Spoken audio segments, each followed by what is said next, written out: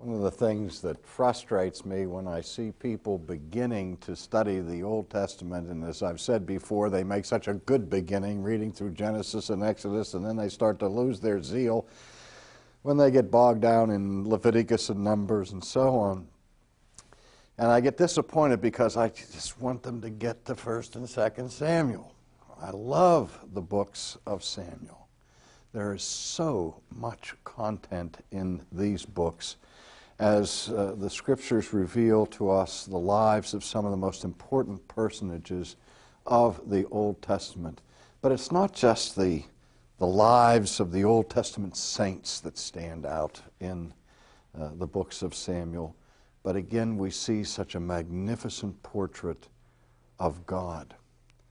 Now, we've mentioned already the period of the Judges, and I said that the period of the Judges extends all the way up to and including Samuel. But of course, the story of Samuel is not given until the book of 1st Samuel. And Samuel is introduced as the son of the woman Hannah, who had been childless and who had prayed and prayed and prayed that God would hear her prayer and grant her a son.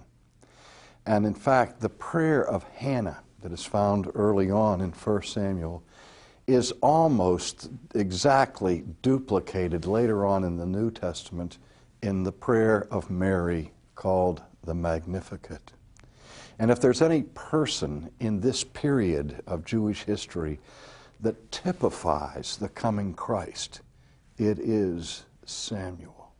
For when he is born, his mother, out of such profound gratitude for God's answering her prayer, dedicates Samuel to the life of serving God and presents him to the then judge of Israel, the venerable Eli. And Samuel now stays under the care of Eli. And we remember that story, how in the middle of the night when Samuel was sleeping, he heard a voice calling his name, saying, "Samuel." And he awoke and he ran over and he shook his mentor Eli, and he said, "Did you call me?" And Eli said, "No, you must be, hearing things. Go back to bed." And Samuel goes back to sleep, and again God calls him in the darkness, calling him Samuel. Samuel rises again and runs to Eli and said, "Did you call me?" And he said, "No." And now Eli is beginning to get the idea that maybe it is God who is speaking to Samuel. And he gives instructions to Samuel. And so Samuel returns and goes back to sleep again. And now the third time God comes and speaks to him in the intimate form of address, "Samuel, Samuel." And Samuel answers God saying, "Speak, Lord, for thy servant hears." And then God reveals to Samuel that his judgment is going to come upon the house of Eli. For though Eli himself had judged Israel in a spirit of godliness, his sons were evil, and Eli had failed to discipline them. And so Samuel says that he's going to bring his judgment upon the family of God says to Samuel, he's going to bring the judgment on the family of Eli. And in the morning, Eli said to Samuel, "Did God speak to you?" And he said, "Yes." And he said, "What did he say?" And Samuel didn't want to tell him. He was terrified to tell Eli the bad news. And Eli tries to wring it out of him, and Samuel won't give it to him until finally Eli says, "Well, whatever God said to you, whatever he said, may it happen to you unless you tell me." And so Samuel said, "Okay, I'll tell you."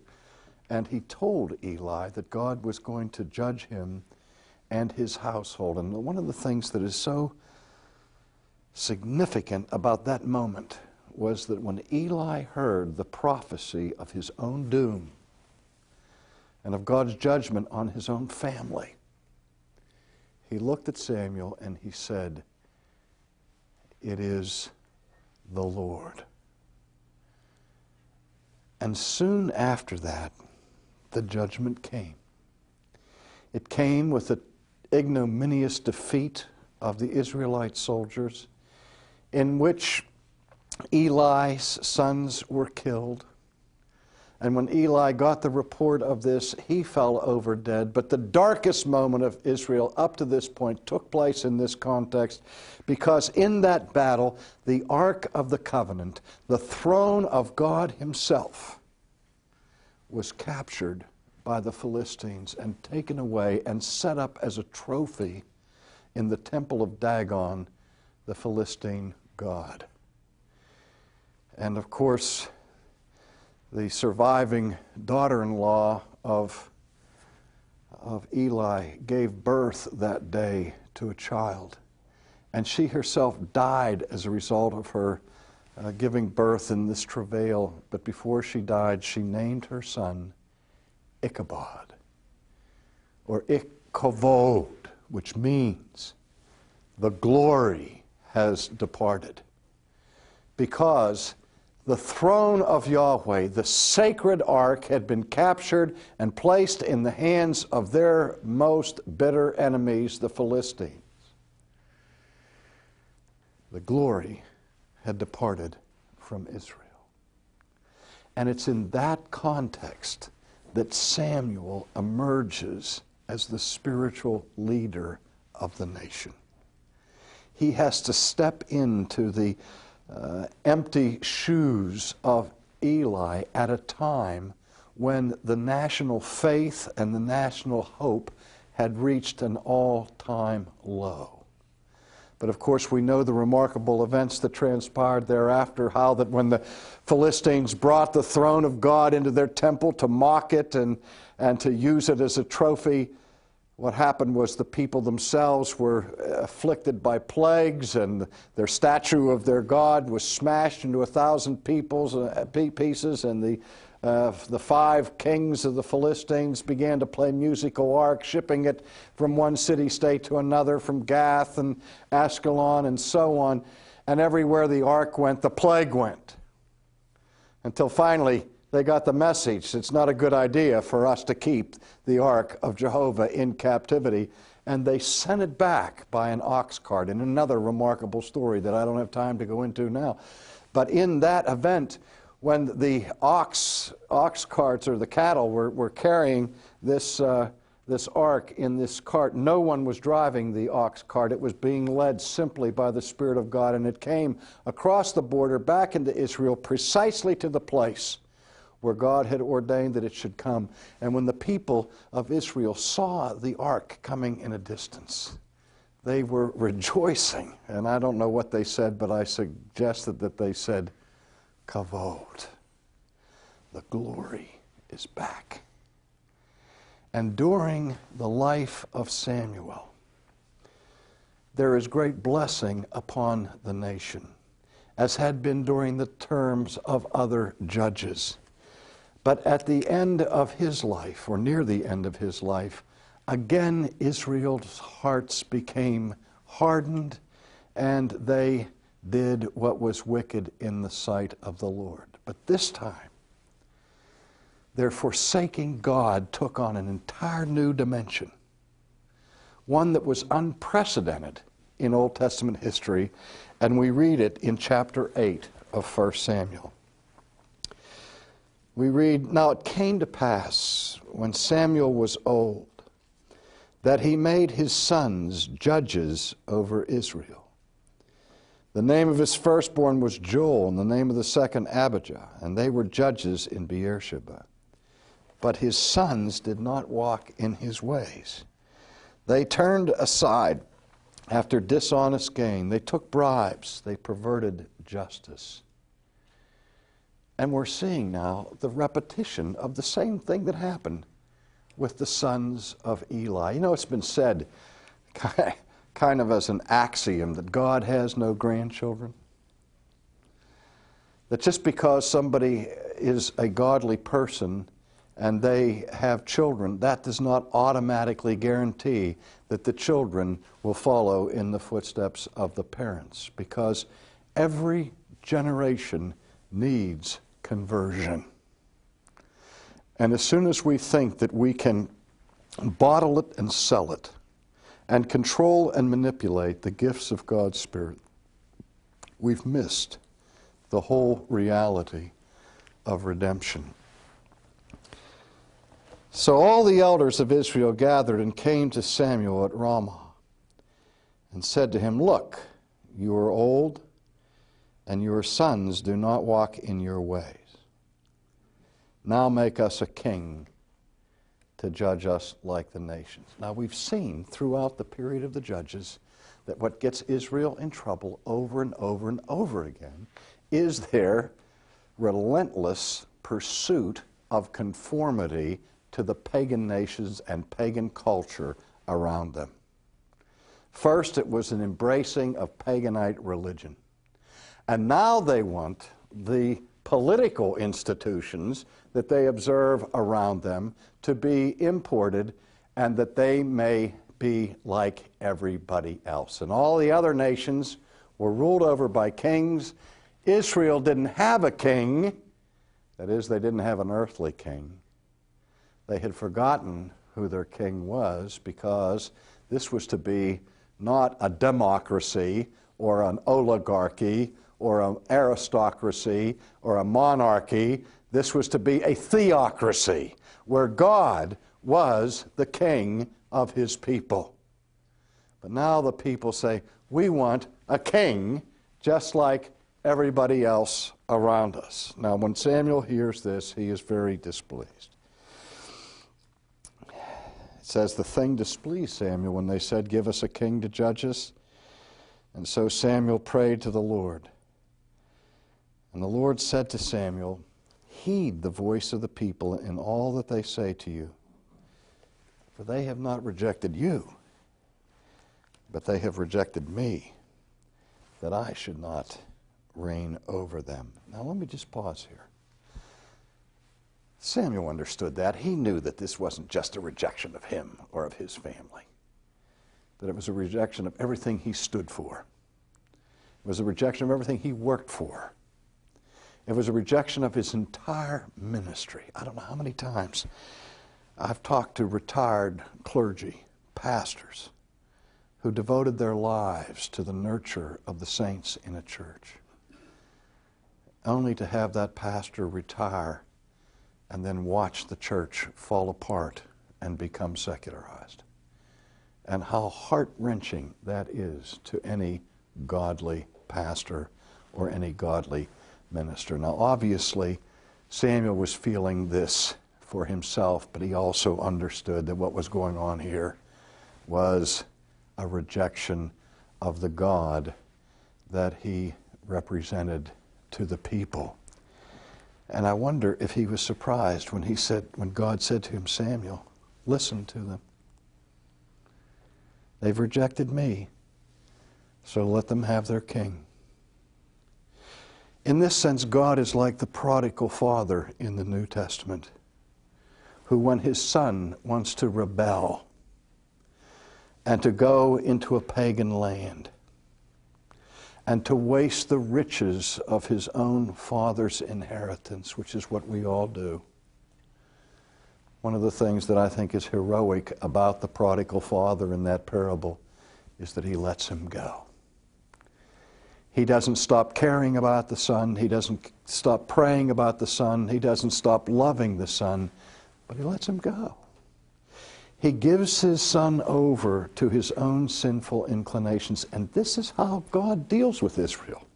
In fact, the final judgment of God is, "Let him who is wicked be wicked still." The worst kind of judgment that God can send upon anybody is to give us free rein, to turn us over to our own evil inclinations. But here he's saying to Samuel, if the people don't want me to be their king, give them a king.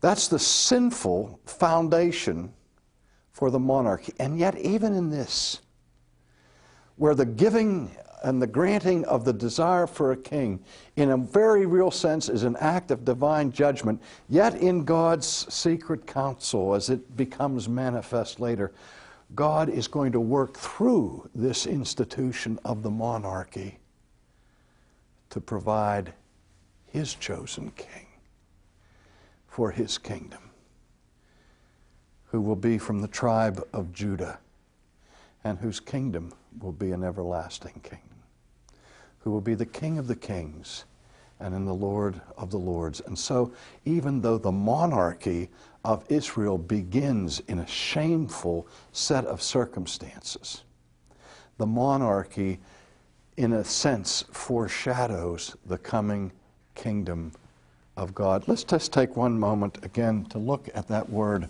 monarch.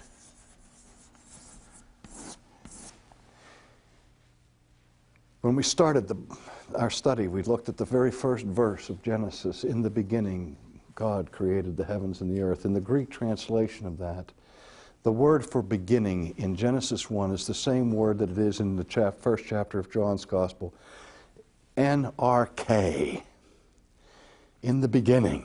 That Greek word, RK, means beginning, chief, or ruler. And the word arche, as it's interpreted to mean chief, the preeminent one, comes into our own language. We talk about enemies and arch-enemies, rivals and arch-rivals, bishops and archbishops, and angels and archangels, heretics and heresiarchs, or arch-heretics. That means they are the chief, the big ones.